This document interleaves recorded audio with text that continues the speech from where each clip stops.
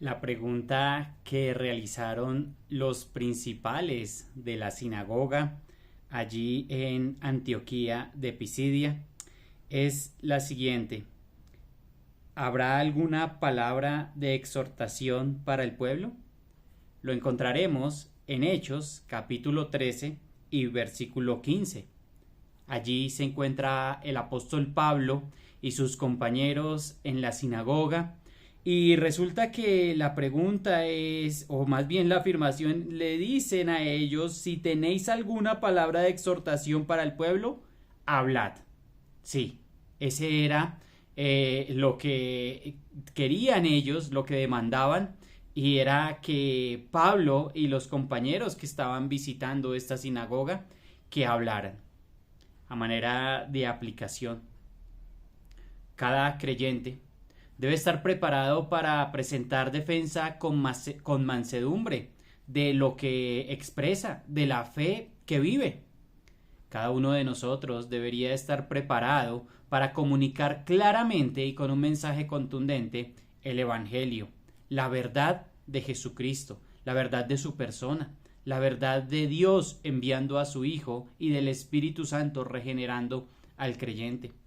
Observemos cómo comienza este mensaje y qué es lo que Pablo va a decirle a esa sinagoga y a estas personas allí reunidas. Miremos Hechos capítulo 13 y versículo 16, porque como lleva título esta reflexión, palabra sí hay. Recordemos, dicen: ¿tienen alguna palabra de exhortación? Hablen. Pues Pablo va a hablar. Dice el versículo 16: entonces Pablo, levantándose, hecha señal de silencio con la mano, dijo: varones israelitas, y los que teméis a Dios, oíd. Sí, es necesario que prestaran atención a un mensaje claro, contundente, sin necesidad de inventar nada. Pablo va a recurrir a una historia real, a una historia literal del pueblo de Israel. Un mensaje muy bien estructurado. Para ello y para estas reflexiones que vienen a continuación usaremos la división que hace nuestro pastor Samuel Pérez Millos allí en su comentario al Hechos. Dice que él primero comienza con un resumen histórico hasta David. Esto lo hace del versículo 13 al versículo 22. Del versículo 23 al 31 presenta a Jesús como Salvador. Del 32 al 37 nos presenta una promesa cumplida, y del 38 al 41 la justificación. Hoy vamos a observar lo primero, un resumen histórico hasta David. ¿Por qué? Porque Pablo usaba por lo menos dos modelos en cuanto a su predicación, en cuanto a su mensaje. Esos mensajes Pablo los estructuraba muy bien y usa por lo menos dos modelos, como este que vamos a ver. Arranca con personas judías y la mayoría estaban allí personas judías. Bueno, estos estaban necesitando que acudieran a esa historia del pueblo de Israel. Pero otros que estaban allí, como los que dice aquí, dice los que teméis a Dios, es decir, abre la posibilidad, abre la exposición de su mensaje a todos los que estaban allí, temiendo a Dios, queriendo conocer a ese Dios vivo y verdadero en medio de ese panorama de sinagoga. Y entonces les dice, por una parte, varones israelitas, y sabes, todos los que teméis a Dios, escuchen. Entonces esa era otra forma, de pronto vamos a verlo más adelante, donde habla a los gentiles y los va a llevar hasta el Creador. Recordemos, por lo tanto, aquí que está en una sinagoga, pero invita a todos los que teméis a Dios. Y va a empezar allí con el versículo 17. El Dios de este pueblo de Israel escogió a nuestros padres y enalteció al pueblo, siendo ellos extranjeros en tierra de Egipto, y con brazo levantado los sacó de ella. Es decir, que Dios ha elegido a ese pueblo de Israel. ¿Para qué? Sin ninguna razón, con un propósito, para anunciar también los poderes, las verdades de aquel que los llamó. Pero ellos estaban allí como un pueblo elegido, ese pueblo de Israel, sin ninguna razón que humanamente los pudiera distinguir. ¿Saben por qué? Porque eran igualitos que los demás. Entonces ellos no es que hayan buscado a Dios, más bien Dios les buscó a ellos. Dios les llamó. Dios en su soberana gracia les ha llamado, les ha buscado, les ha inquietado, los encuentra y les hace un pueblo grande. Un pueblo grande que aún entrando una cantidad aproximada de 72 personas a Egipto, los multiplica y les hace de ellos un pueblo grande allí. Y entonces es Dios quien también con su poder, al verlos en esa condición de esclavitud, les hace libres, los saca y los lleva a su propia tierra. Observemos el versículo 18, dice, y por un tiempo, como de 40 años, los soportó en el desierto. Bueno, a veces esta palabra debe ser un poco cambiada porque nosotros pensamos, un chino cansón que nos toca soportar. Pero no es así. Esto es algo como que les proveyó alimento. Podríamos decir también los sustentó, los cuidó.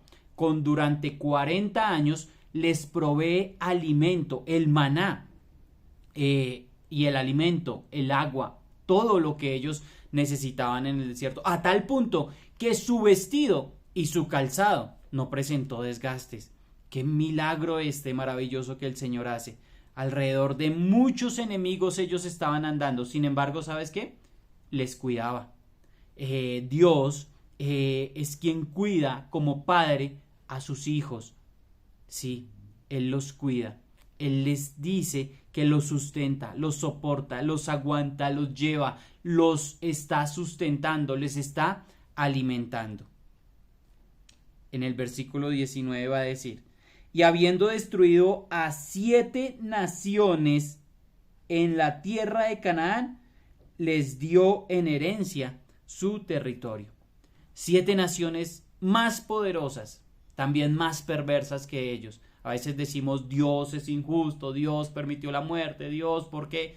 Mis amados, eran pueblos completamente depravados, que no querían tampoco nada que ver con Dios. Por eso Dios los entregó estas naciones y las destruye, 7 naciones en esa tierra de Canaán, mucho más poderosas, pero también mucho más perversas que ellos. Fueron entregados a través de un tiempo largo, quizá años, cientos de años, hasta que David llega también y es quien los jebuseos son los últimos allí derrotados en Jerusalén. Entonces, luego le recuerda que esa tierra de Canaán fue entregada en herencia a través de lo que las indicaciones que dio Moisés y también a través de la repartición que hace Josué allí, todas conforme a la voluntad del Señor. En el versículo 20 les dice, después, como por 450 años, les dio jueces hasta el profeta Samuel. Esto habla de un número redondo. Pablo usa este número redondo de 450 años para describir la temporada en la cual les da 12 jueces a Israel. ¿Hasta cuándo? Hasta el profeta Samuel. Una temporada compleja para el pueblo de Israel, una temporada triste donde la Biblia nos dice que cada cual hacía lo que bien le parecía. Si bien es cierto que hubo personas allí de gran nombre, de gran valor, de gran valentía, que hicieron renombre al nombre de Dios, pues otros y la mayoría del pueblo hacía lo que bien le parecía y vivían en un tiempo de gran prácticamente desobediencia para con el Señor. Pero allí estaba, llegó el profeta Samuel, como lo dice el versículo 20 al final, hasta el profeta Samuel, quien sería una transición entre los jueces y los reyes. Samuel serviría de transición, pero allí está el versículo 21. Luego pidieron rey y Dios les dio a Saúl, hijo de Cis, varón de la tribu de Benjamín, por 40 años. Desafortunadamente, este pueblo pide, en vez de obedecer a Dios y sus mandatos y todo lo que estaba escrito y todo lo que había quedado allí en la palabra, ellos piden rey y entonces lo hacen como las demás naciones.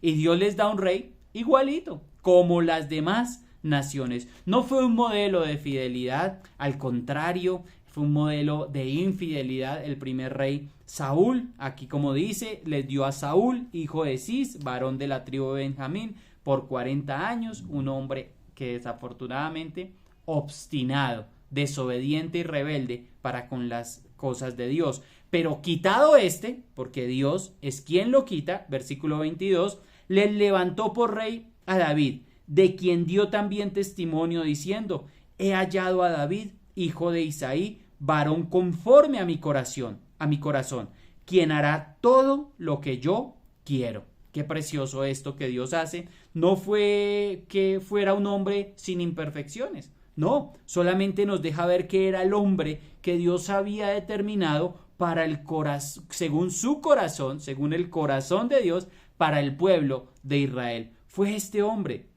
un hombre real, un hombre verdadero, de carne y hueso. La Biblia no oculta sus imperfecciones, sus pecados, al contrario, siempre arrepentido, buscando el perdón en el único que puede dar perdón, en Dios nuestro Salvador. Así es de que dice que puso allí un hombre, un varón conforme a su corazón, que haría todo lo que él quisiera. Queridos hermanos, hemos tenido una porción de lo que ha sido la historia de Israel, palabras sí hay, pero esta historia no se queda allí. De allí podremos aprender que si tú estás en Cristo, es Dios quien por tu gracia te alcanzó. Por supuesto, no somos el pueblo de Israel, no somos ningún nuevo Israel, somos ahora la iglesia de Cristo, pero también hay cosas muy similares a ese pueblo. También hay cosas similares como esta de que es Dios quien con su gracia nos alcanza, nos llama, nos salva, nos sustenta, nos cuida por toda nuestra vida. Él es quien sostiene nuestra salvación. Estamos seguros en Él, en las manos del Hijo, en las manos del Padre. Él es fiel para cuidarnos. Él es fiel para dejarnos su Santo Espíritu. Y ese Santo Espíritu es quien nos quiere gobernar. La pregunta es, ¿gobierna Dios tu vida? ¿Permitirás que sea el Señor quien con su bendita palabra guíe tus decisiones en este día? Mis amados hermanos, es la reflexión que queremos dejar en esta mañana, porque palabra sí hay para presentar defensa con mansedumbre a todo aquel que pida razón de nuestra fe, razón del Evangelio que comunicamos. Mis amados, bendiciones y buen día.